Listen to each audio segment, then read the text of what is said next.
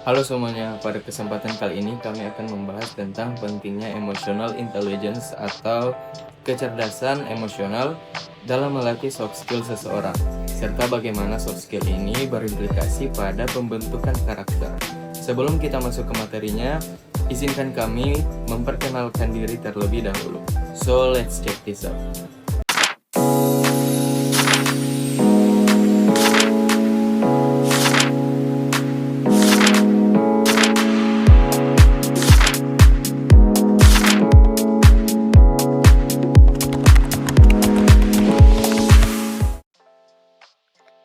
Menurut Peter Salovey dan John D. Mayer pada tahun 1990, emotional intelligence atau kecerdasan emosional adalah kemampuan untuk memantau perasaan dan emosi diri sendiri maupun orang lain, membedakan antara keduanya, serta menggunakan informasi tersebut untuk memandu pikiran dan tindakan seseorang.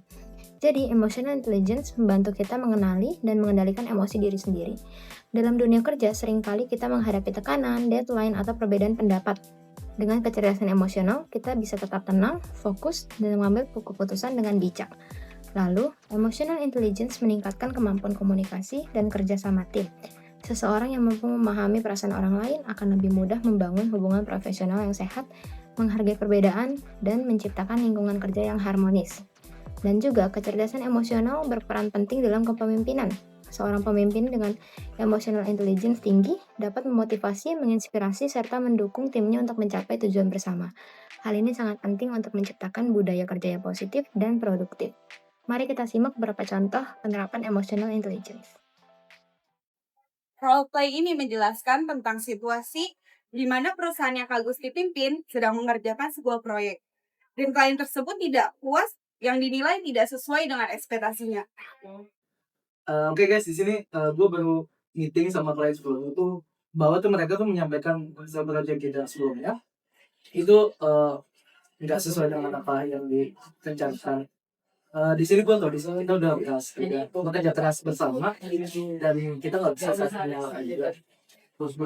Di sini kita juga perlu evaluasi ke tim kita bagaimana cara untuk bisa lebih baik. Dalam adegan pertama ini, Kak Gusti dapat menyadari emotional self-awareness. Kak Gusti menunjukkan kesadaran diri, tidak terpancing emosi atau menyalahkan orang lain walaupun sedang dalam tertekan. Iya, tapi briefing dengan klien juga gak jelas. Gimana sih sama meeting kalian yang bagus? Kamu harus indra komunikasi. Mungkin kita bisa cari kabar tentang bagaimana pelaku dari tim kita juga. Udah enggak, gue tau hasil lo tuh baik. Di sini kita cari solusi bareng-bareng aja. Gimana yang terbaik? Adegan kedua ini masuk ke dalam self-regulation, self-control. Kak Nurul mengatur emosi dan impulsif yang negatif saat menghadapi Kak Chandra yang sedang emosi. Lo tadi gue lihat-lihat tuh cukup tenang ya menghadapi Chandra yang manis aja. Makasih ya. Siapa sehat? Ini juga masih belajar dan larangan. Saya juga sebenarnya udah sulit juga emosinya. Nah, saya coba mengambil apa orang reaksinya ikhlas. Adegan sebelumnya menjelaskan tentang empathy, understanding others. Di mana Kak Nurul memahami perasaan Kak Gusti dan tidak memperburuk suasana. Pak. Ini project kemarin udah saya improve nih, udah sesuai permintaan dengan Bu Cako kemarin. Bisa cek dong? Nah ini nih yang gue suka dari semangat lo. Nah gitu dong. Nah jadi ini kan kita sama-sama belajar ya untuk memperbaiki kesalahan dari sebelumnya. Adegan ini menunjukkan optimisme Kak Chandra untuk menunjukkan dorongan internal untuk memperbaiki hasil dan memberi yang terbaik. Ini ya. Mereka, saya periksa dulu ya. Boleh juga nih perubahan dari kamu sangat pesat ya. Perubahan tim kamu untuk memperbaiki segalanya. Nah, dan menurut saya ini sudah oke. Thank you. Sama-sama Ibu, terima kasih atas masukannya. Mungkin menjadi feedback dari satu bikin kami juga. Iya. Terima kasih. Sama-sama.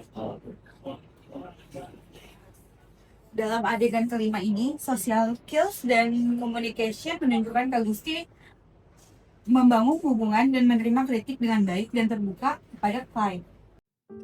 Baik teman-teman, dari penjelasan video dan roleplay tersebut, kita dapat mengambil kesimpulan, emotional intelligence merupakan salah satu kunci utama dalam dunia kerja modern. Tidak hanya kemampuan teknis yang dibutuhkan, tetapi juga kecerdasan dalam mengelola emosi diri, memahami orang lain, dan membangun hubungan kerja yang sehat. Dengan kecerdasan emosional yang baik, seseorang dapat berkomunikasi lebih efektif, bekerja sama dengan tim secara harmonis, menghadapi tekanan dengan bijak, serta menunjukkan kepemimpinan yang positif.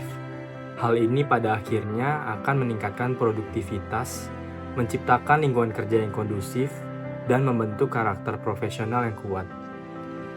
Jadi, melatih dan mengembangkan emotional intelligence bukan hanya bermanfaat bagi karir, tetapi juga untuk pertumbuhan pribadi dalam jangka panjang. Itulah pembahasan kami tentang emotional intelligence dan perannya dalam dunia kerja.